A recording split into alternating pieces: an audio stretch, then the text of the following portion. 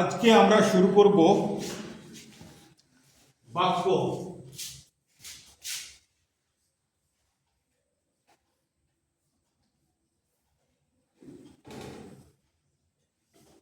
বাক্য কি জিনিস,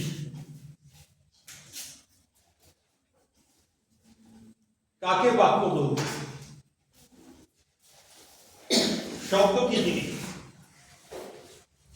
কয়েকটি বর্ণ যখন পরস্পরের সঙ্গে যুক্ত হয়ে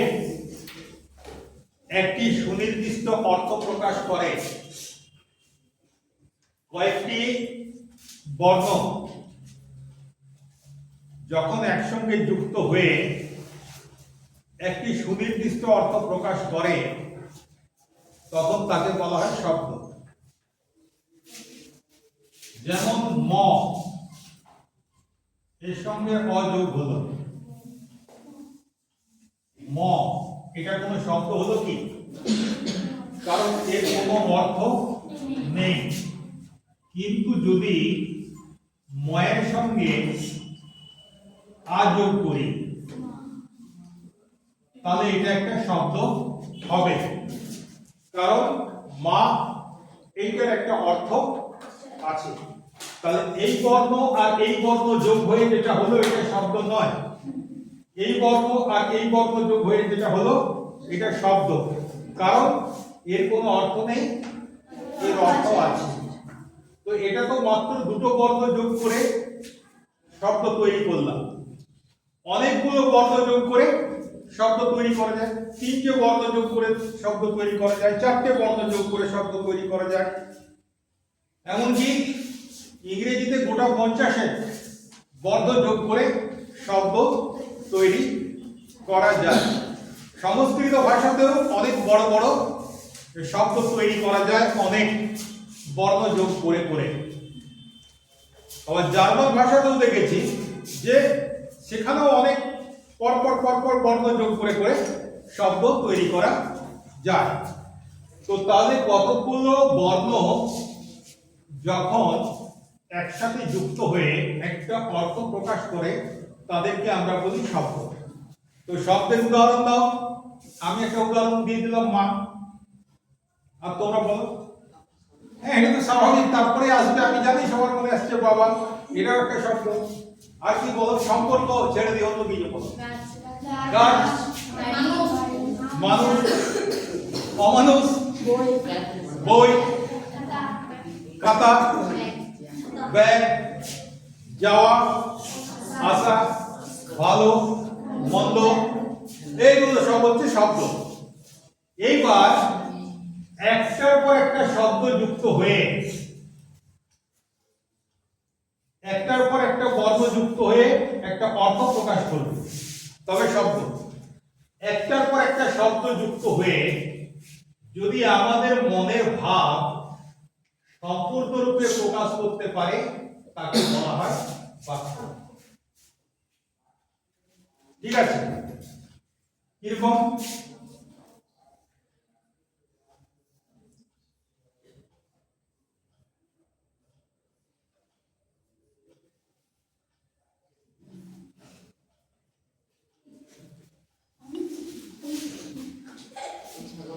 আমি ছাগল, এটা একটা বাক্য। যদি এটা আমি বলি তাহলে এটা বাক্য নয়, কিন্তু যদি কোনো ছাগল বলে এই কথাটা তাহলে সেটা বাক্য। কারণ আমি ছাগল বললে আমি কি বলতে চাইছি সেটাই তোমরা বুঝতে পারছো না। কিন্তু যদি আমি বলি যে আমি ছাগল চড়াই, এবারে বাক্য বোঝা যাচ্ছে যে লেখাপড়া করে চাকরি করে পায়নি, পেট চালাবে কি করে? ওই জন্য গোটা গোটা ছাগল কিনেছে আর সেই ছাগলগুলো চড়িয়ে পেট চালাবে, কি তাই তো?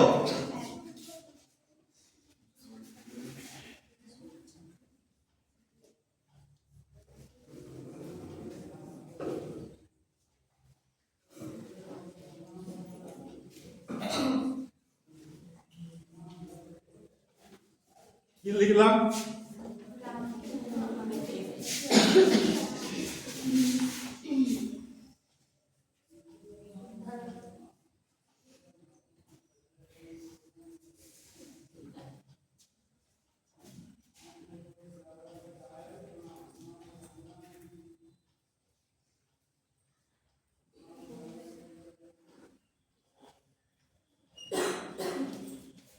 এটা বাক্য হয়েছে। এর দ্বারা কি বোঝাচ্ছে? আমি কাউকে বলছি যে সে যেন রামকে বলে আমার সঙ্গে দেখা করে, তার মানে এটা একটা বাক্য হচ্ছে। কেন হচ্ছে? যে আমি যেটা বলতে চাইছি, আমার যেটা মনের ভাব, সেটা সম্পূর্ণরূপে প্রকাশ করা যাচ্ছে।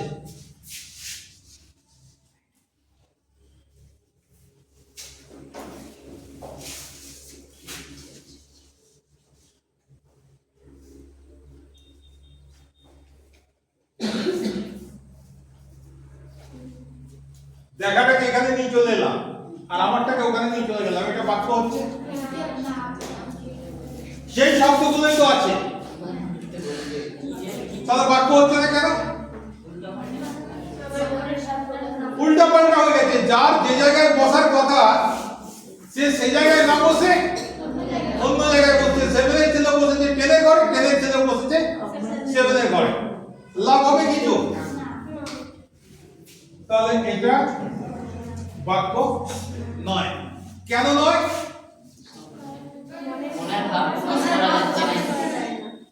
মনের ভাবটা এর মধ্যে দিয়ে প্রকাশ করা যাচ্ছে না। কেন? কারণ এগুলো ঠিকঠাক জায়গায় ঠিকঠাক শব্দ নেই। আচ্ছা, আবার পুরোনো জায়গায় ফিরে আসি।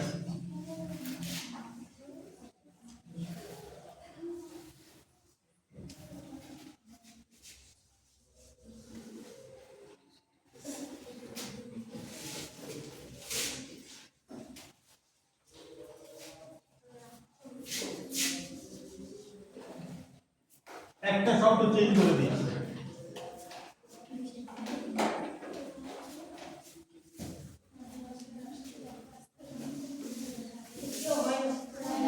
এটা হয়নি, কারণ এটা পাগলের প্রলাপ মনে হচ্ছে।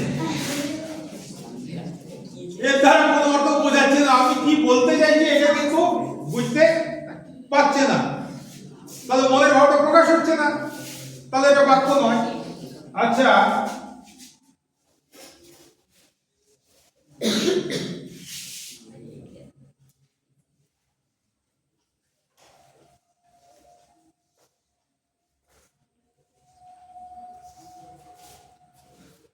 রামকে আমার সাথে উড়ে বেড়াতে বলবে, এটা বাক্য। হিসাব মতো এটা বাক্য হচ্ছে। মানে কিছু একটা ভাব কিন্তু বোঝা যাচ্ছে যে আমি কি বলতে চাইছি, যে রামকে আমার সাথে উড়ে বেড়াতে বলবে। কিন্তু এইটা একটি অসম্ভব জিনিস। না আছে রামের ডানা, না আছে আমার ডানা, তাহলে উঠবো কি করে? তাহলে ভাবটা প্রকাশ হচ্ছে, কিন্তু এই ভাবটা কি অবাস্তব ভাব। যদি অবাস্তব হয় ব্যাকরণের দৃষ্টিতে, সেটাকে বাক্য বলা যাবে না। তাহলে বাক্য কাকে বলে মোটামুটি বুঝতে পারলাম কিনা? তাহলে বলো, বাক্য কাকে বলে?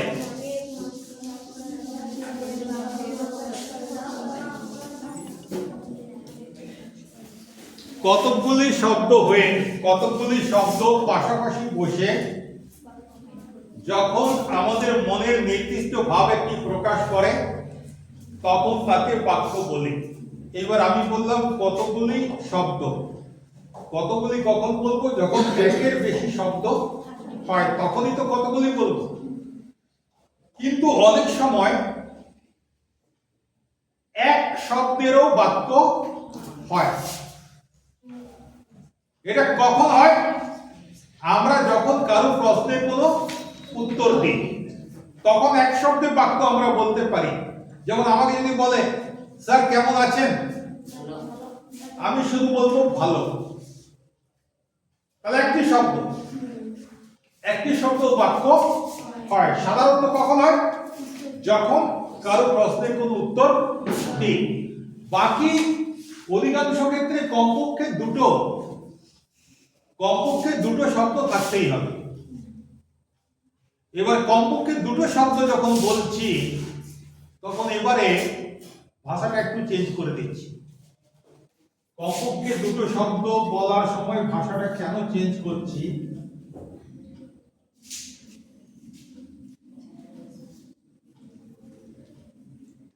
बजाओ ढोल स्वागत का मेरे घर राम आए हैं, তাই তো? রাম আসছে,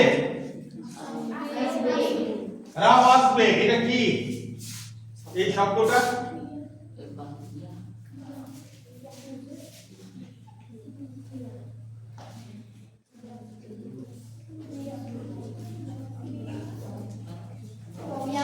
কি আসবে? এটা ক্রিয়াপদ কিনা? আর নামটা কি?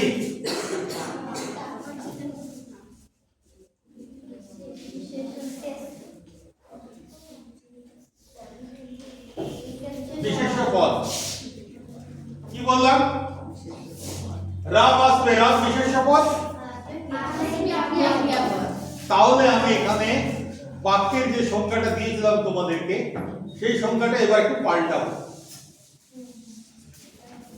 শব্দ না বলে বলবো পদ। কতগুলি পদ একসাথে বসে যখন আমাদের মনের ভাব সম্পূর্ণরূপে প্রকাশ করতে পারে, তখন সেই পদ সমষ্টিকে আমরা বলবো বাক্য। বোঝা গেছে? বল।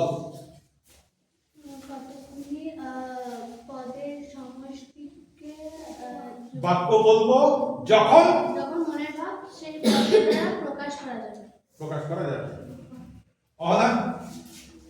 কতগুলি পদ একসঙ্গে যুক্ত হয়ে যখন মনের ভাব নির্দিষ্টভাবে প্রকাশ পায়, তখন তাকে আমরা বাক্য বলি। সম্পূর্ণরূপে প্রকাশ পায়। বল।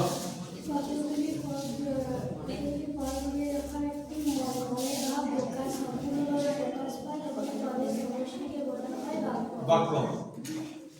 কতগুলি পদ যখন পাশাপাশি বসে মনের ভাব সম্পূর্ণভাবে প্রকাশ পায়, তাকে বলা হয় বাক্য। বলো। কতগুলি পদ যখন পাশাপাশি বসে আমাদের তখন তাকে বলে পদ।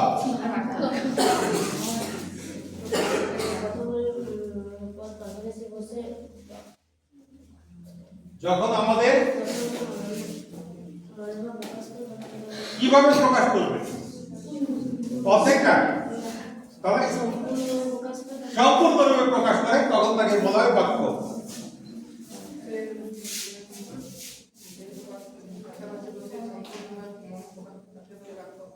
কটা পদ হতে হবে বাক্য হতে গেলে? দুটাতেই হয়ে যাবে? কমপক্ষে দুটো। দুটো হতে পারে, তিনটে হতে পারে, চারটে হতে পারে, পাঁচটা হতে পারে, 100টাও হতে পারে।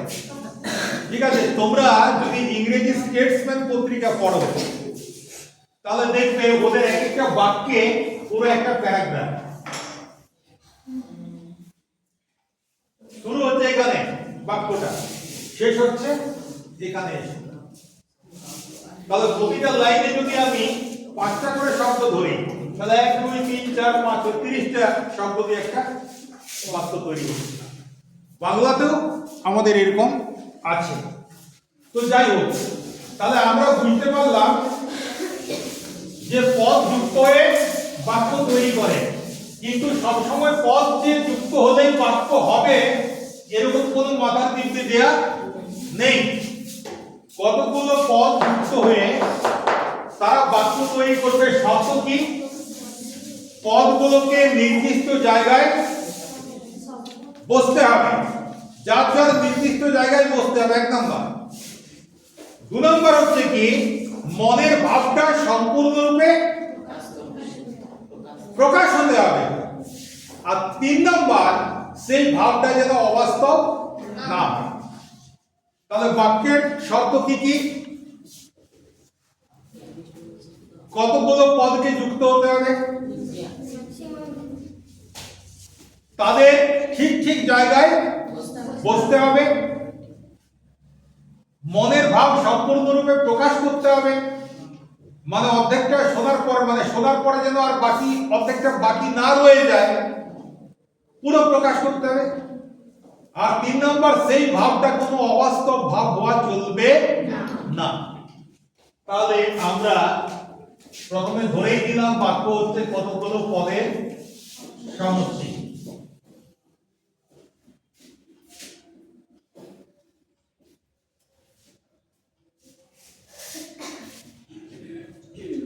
প্রথম যেটা বললাম সেইটার নাম হচ্ছে, সেই শর্তটার নাম হচ্ছে আসক্তি।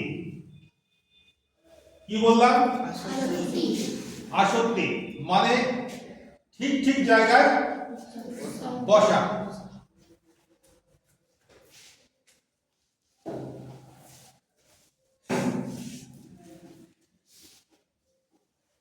আচ্ছা, আকাঙ্ক্ষা মানে কি রে? আকাঙ্ক্ষা মানে ইচ্ছা, তাই তো? মানে মনের ভাবটা সম্পূর্ণরূপে প্রকাশ হতে হবে। অর্ধেকটা প্রকাশ হলো, যে শুনছে তার মনে ইচ্ছাটা রয়ে গেল যে এরপরে কি, এমনটা হলে হবে না। ঠিক আছে, তার মানে মনের ভাবটা সম্পূর্ণরূপে প্রকাশ পেতে হবে। আর 3 নম্বর হচ্ছে অবাস্তব হওয়া চলবে না। অবাস্তব না হওয়াটাকে বলা হচ্ছে যোগ্যতা। তাহলে বাক্য নির্মাণের 3টি শর্ত: আসক্তি, আকাঙ্ক্ষা আর যোগ্যতা। বাক্য নির্মাণের 3টি শর্ত: পদগুলোকে জুড়ব এমন ভাবে যাতে এই 3টি শর্ত পূরণ হয়। আসক্তি, আকাঙ্ক্ষা এবং যোগ্যতা, এই 3টি হচ্ছে বাক্যের প্রধান শর্ত। তো বাক্যের বিভিন্ন পদ ঠিক ঠিক জায়গায় স্থাপন করার নামই হচ্ছে আসক্তি। মনের ভাবকে সম্পূর্ণরূপে প্রকাশ করার নামই হচ্ছে আকাঙ্ক্ষা। আর যে ভাবটা প্রকাশ করব সেটা বাস্তবসম্মত ভাব হতে হবে, এইটা হচ্ছে যোগ্যতা। তাহলে আসক্তি কি?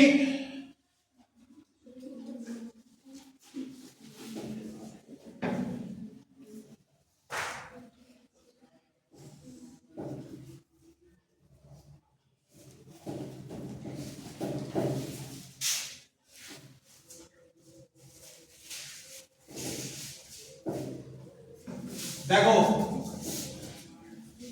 পূরণ হয়ে গেছে। সূর্য পূর্ব দিকে ওঠে, তাহলে এটা একটা বাক্য হবে।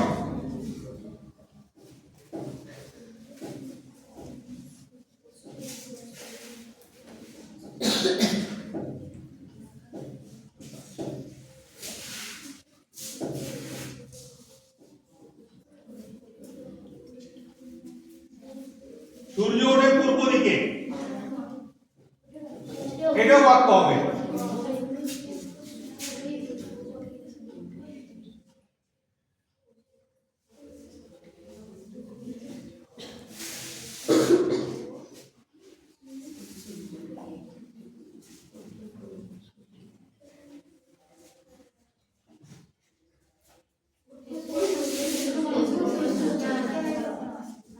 হবে না।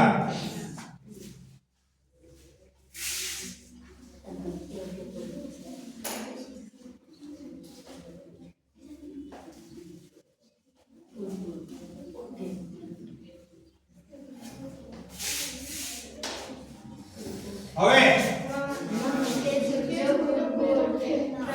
দিকে সূর্য পূর্ব ওঠে, হবে না। তাহলে এই দুটোকে আমি বাক্য বলতে পারবো, কারণ এরা আসক্তি এই শর্তটা পূরণ করেছে। এবার দেখো, আমি যদি তোমাদেরকে বলি সূর্য পূর্ব,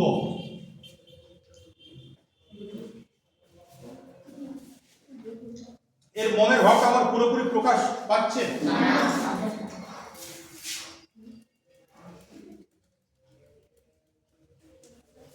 মনের ভাবটা প্রকাশ পাচ্ছে, তার মানে আকাঙ্ক্ষা শর্তটা পূরণ হচ্ছে না।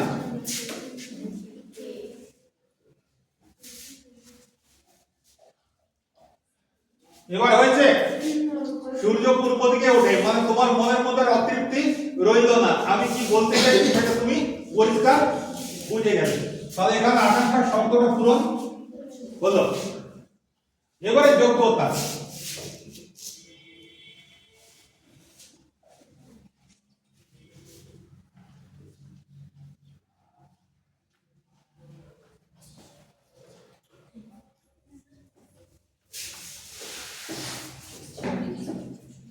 বাক্য হিসাবে ঠিক আছে, কারণ কি প্রথমে কর্তা রেখেছি, শেষে ক্রিয়া রেখেছি। সূর্য পশ্চিম দিকে ওঠে, সূর্য পূর্ব দিকে ওঠে, এটা যদি বাক্যের গঠনটা ঠিক হয়, সূর্য পশ্চিম দিকে ওঠে, এই বাক্যের গঠনটাও ঠিক। কিন্তু আমরা জানি সূর্য কোনোদিনই পশ্চিম দিকে ওঠে না, তার মানে এটা বাস্তবসম্মত নয়। তাহলে এখানে যোগ্যতা নেই। হয় আমাকে বলতে হবে সূর্য পশ্চিম দিকে অস্ত যায়, পশ্চিমটা যদি রাখতে হয়, অথবা আমাকে বলতে হবে সূর্য পূর্ব দিকে ওঠে, ওঠেটা যদি রাখতে হয়, তবে গিয়ে সেটা বাস্তবসম্মত হবে। এখানে বাস্তবসম্মত নয় বলেই এটা বাক্য নয়, অর্থাৎ তার বাক্যের যোগ্যতা সে হারিয়েছে, এখানে যোগ্যতা নেই। তবে বাক্যের যোগ্যতা মানে বাক্যটাকে বাস্তবসম্মত হতে হবে। গরু আকাশে ওড়ে, এটা বাক্য হবে কি? দেখো এই হিসাবে ঠিক আছে, আসক্তি পূরণ হয়েছে, আকাঙ্ক্ষাটাও পূরণ হয়ে গেছে, কিন্তু গরু আকাশে ওড়ে তারপরেও বাক্য নয়, কারণ হচ্ছে গরু আকাশে উঠতে পারে না। আমাকে বলতে হবে পাখি আকাশে ওড়ে, অথবা আমাকে বলতে হবে গরু মাঠে চড়ে। তাহলে বাক্য নির্মাণের যে তিনটি শর্ত, এটা কি বোঝা গেছে? ফার্স্ট বেঞ্চে ধরেছিলাম, সেকেন্ড বেঞ্চে এবারে ধরবো। যদি বলতে না পারে তাহলে ঘাড় ধরে বের করে দেবো। বাক্য নির্মাণের তিনটে শর্ত কি কি? দেখো কি অবস্থা। গাঙ্গুলি, বাক্য নির্মাণের তিনটে শর্ত কি কি?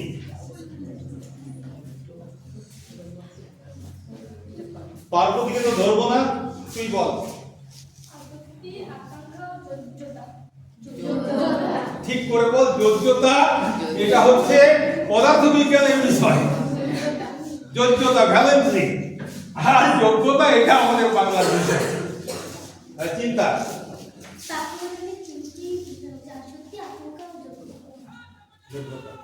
দেখো, আমি যখন প্রশ্নটা ধরছি, উত্তরটা আমার বোর্ডে লেখা আছে, তাহলে ক্লাসে যদি মনটা থাকে তাহলে এটা দেখে দেখে বলা যায়। এবং আমি কাউকে এটা বলেছি কি যে চোখ বন্ধ করে না দেখে বলো, তা তো বলিনি, আমি বলেছি বলো। তো তোমরা যারা মনে রাখতে পারছো না তারা দেখে দেখে বলতে পারো, তারপরেও কিন্তু দুজন বলতে পারেনি, এর অর্থ কি দাঁড়ায়?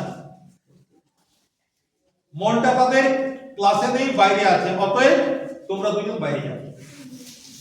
মন যেখানে শান্তি পাবে সেটা করতে দেওয়াটা আমার কর্তব্য নাকি? ঠিক আছে, তাহলে বাক্য নির্মাণের আমরা তিনটে শর্ত জানলাম। এইটা কিন্তু কয়েক বন্ধুত্ব সহ আকাঙ্ক্ষা কয়েক আর ওই ভয়ে লিখে দেয় অনেকে, একদম লিখবে না।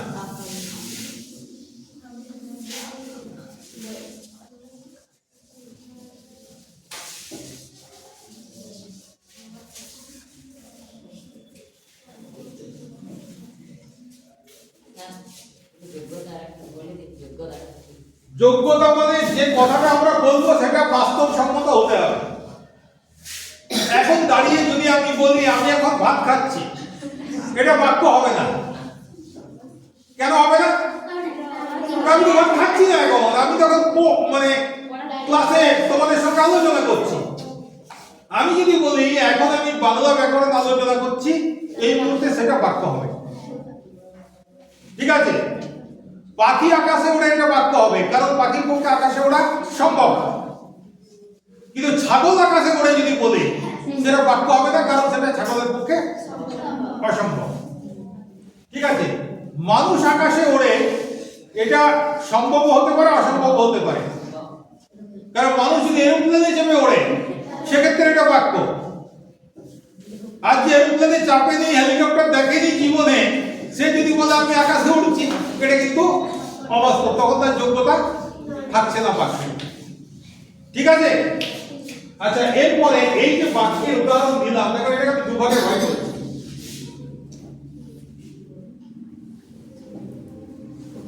এখানে বলো কার সম্বন্ধে বলা হচ্ছে কথা? সূর্যের সম্বন্ধে বলা হচ্ছে। তাহলে সূর্যের সম্বন্ধে বলা হচ্ছে, তাই সূর্যটা হচ্ছে উদ্দেশ্য। আচ্ছা, সূর্যের সম্বন্ধে কি বলা হচ্ছে? তা সূর্যের সম্বন্ধে কিছু একটা বলা হচ্ছে, যেটা বলা হচ্ছে সেটাকে বলা হয়। তাহলে বাক্যে মূলত দুটো অংশ, কি কি? বাক্যে যে কোনো কাজ করে অথবা যার সম্বন্ধে কিছু বলা হয় সে হচ্ছে উদ্দেশ্য।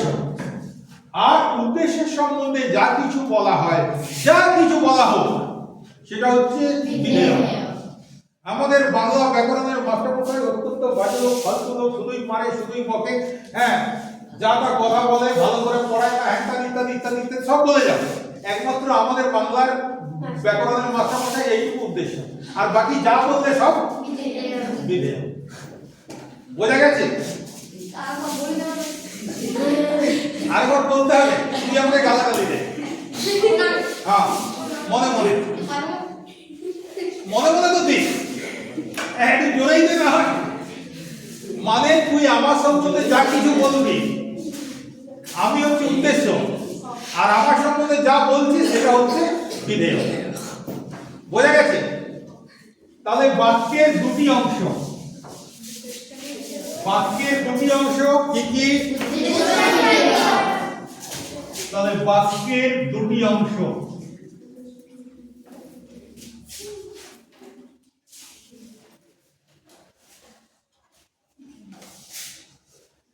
উদ্দেশ্য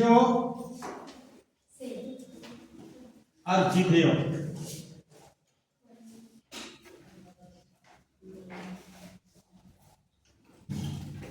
আচ্ছা, আবার আমরা আগে জেনেছিলাম বোধহয় 5, 6 বা 7 এ যে বাক্যের তিনটি অংশ, বাক্যের তিনটি অংশ কি কি?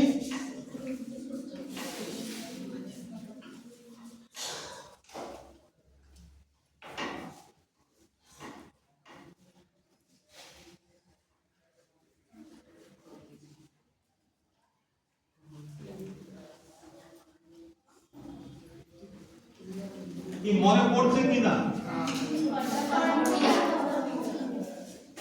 বাংলায় বললে মনে পড়বে না বোধহয়, ইংরেজিতে বলি সাবজেক্ট ভার্ব অবজেক্ট, তখন মনে পড়ে যাচ্ছে। হ্যাঁ, সাবজেক্ট ভার্ব অবজেক্ট, ইংরেজিতে হয় সাবজেক্ট ভার্ব অবজেক্ট, বাংলায় হয় subject object verb, subject object verb. এখানে বলছি বাক্যের দুটো অংশ, উদ্দেশ্য আর বিধেয়। এখানে বলছি বাক্যের তিনটে অংশ, কর্তা, কর্ম এবং ক্রিয়া। এই দুটোকে মেলাবো। কি করে মেলাবো? না, যেটা কর্তা সেটাই হচ্ছে উদ্দেশ্য,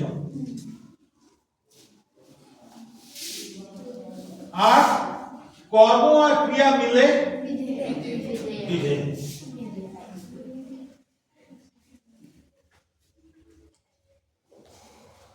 বোঝা গেছে? শুধু বাংলাতেই নয়, ইংরেজিতেও আছে। ইংরেজিতে এস ভি ও,